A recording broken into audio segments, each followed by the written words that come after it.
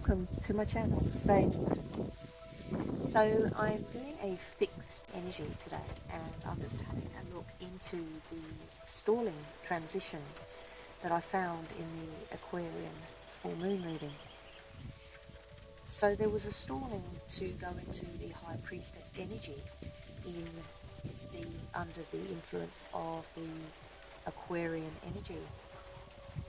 So Aquarians have a signature to exist in this new constellation, under this new constellation that's transmuting. But I found a lot of resistance to it. So basically, number 6, we've got to embrace this transition.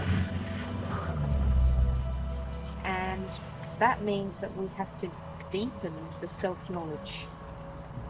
We have to become more aware of consciousness. So this is coming up under the fixed energy. It came out in the Aquarius reading. So I'm having a little deeper look into it. So our Earth is constantly currently transitioning to Leo, which is also a fixed constellation.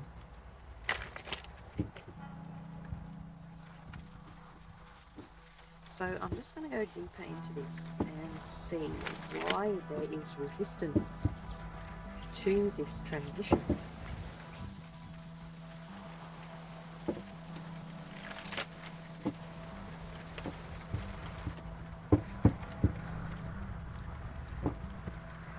Yes, there's a resistance to this energy of the animal spirits connecting with our animal brothers and sisters. There's a resistance to adventure. There's a resistance to this new beginning. There's a full-on resistance to it. The closure of the Piscean age. There's a resistance to it.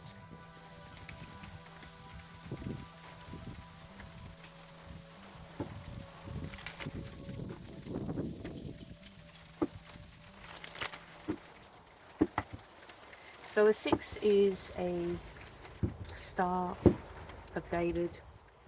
It is a complete double triangle, one inverted and one the right way up. The triangle is very stable energy, so 6 is a stable energy, but it's also complete. So what I'm getting from this is this transition into Priestess energy. It is very much in the completion era. So the moon's just popped out there, upside down. Yeah. So people are blocking their intuition. Intuitively, people know that they've got to embrace this transition, but they're not doing it. They're not doing it. They're staying in their minds. Swords is the minds. This is a strong energy, but it's too much in your head. Staying too much in your head. It's about loosening up and going with the flow. Yeah. So I've got the Queen of Swords upright, and then I've got the Queen of Cups, who would know better, blocked. Yeah. It's not listening to the heart and not listening to the intuition. That's what I'm getting here. And that's very much in the gravity door, so that's very potent. Not listening to intuition. I know better. This is namby-pamby. So the 7 is a confrontational energy. So this person's gone off with 5 swords and left 2 behind. Thinking about going back and getting the others, but really just ducking off of what they know. So looking at these 2 swords, which would basically complete our understanding or solve the problem, but they're walking away. See how the energy is walking away. I don't really care. I've got what I need. I know what I know, and I don't want to know about those other 2 swords that are going to complete the problem. That's the energy here. Don't want to know. Don't want to know. Yeah, I've got High Priestess blocked there. Don't want to know. Don't want to know about this high vibration energy. 10 of Wands. That's a voluntary... That's carrying a burden voluntarily, but it's inverted. So I might just have a quick look at that one. Yeah, and I've got the Wounded Warrior inverted as well. And a New Beginning, Ace of Wands inverted as well. So yeah. I think I know what this is about. Okay, so basically, this energy, High Priestess, tuning into intuition, coming out of Pisces, is accepting this new adventure, this new adventurous, be like water, my friend. The water bearer is the leading energy. Go around the obstacle and connect with the animal spirits on the earth. Open your consciousness. Respect and honor the souls of the creatures that live on planet Earth. This is too much to handle. It's too much on the head. It's too much in the Wounded Warrior, and they're rejecting it because they don't want to go into taking on the burden and going into recalibrating their energy to assimilate with this constellation. Rejecting the opportunity.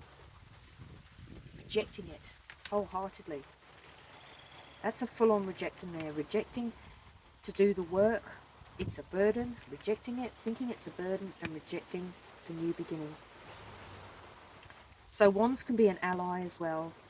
So animals can be our allies, and that's just a full-on rejection. I'm getting the sense that people want to stay in the master servant mentality. They don't want to, yeah, don't badger me. That's what I've got here. Don't badger me. All right. I will just go into these two cards here. So I've got number 6. Even though it's a stable energy, 2 triangles, 1 inverted, 1 upright, it's a very strong symbol. It means it's very, very firmly planted, but it's got synchronicity. It's got a strong synchronistic geometric energy to it. The embrace is what needs to happen. And I've got a number 4, deepen self-knowledge. So that's about really going within. So I've got here Akashic Gaia Gateway. I'm going to have to look that up. I don't actually know what Akashic Gaia Gateway is, so I'm just going to have to look that up. So I'm just going to pause this video. Okay, so Akashic is a memory bank, metaphysical level, that is supposedly recorded everything that ever has been and everything that will be. So it's on a metaphysical plane, and it tunes into psychic abilities. So the leading expert in that is called Mitch Horowitz. I'll put a link in the description box for anybody that wants to pursue that mode of inquiry. I will not go into it any further. That's a little bit out of my skillty.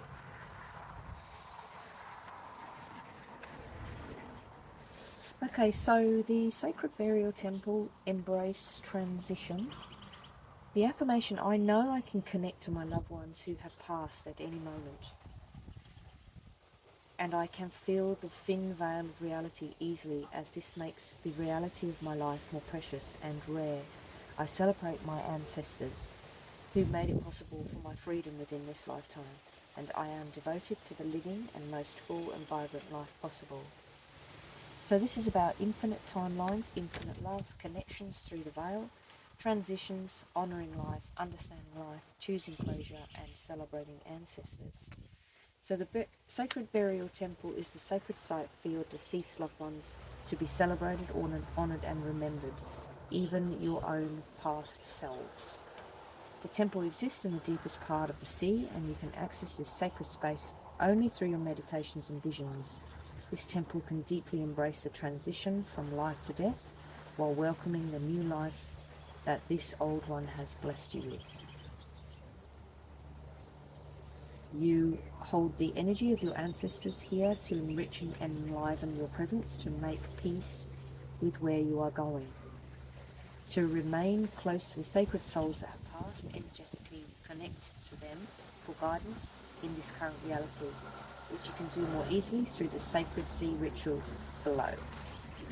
Okay, so I'm not going to do the sacred ritual in this reading, but if it comes up again, I may have another look at it. Alright, that's just connecting with your loved ones. I'm really going to go into this Akashic Gaia gateway. So the affirmation: I am ready to find out more about who I really am, and I am bravely opening to learning more about my purpose and mission here on earth. I know that what I will find will be for my highest good and will help me to truly be the best version my soul has ever known. So this is a portal to deep understanding of the soul self, a pathway to your multi-dimensional past, present and future. Accessing your purpose is upon you. You are on the clearest path to self-knowledge. Go deeper into learning about who you really are. So this is a portal for accessing Gaia's crystalline cave and requesting access to your own Akashic records. So the key and the pathway lie ahead, opening and waiting for your discovery. It is up to you to go on the journey. It is solely your journey to embark upon.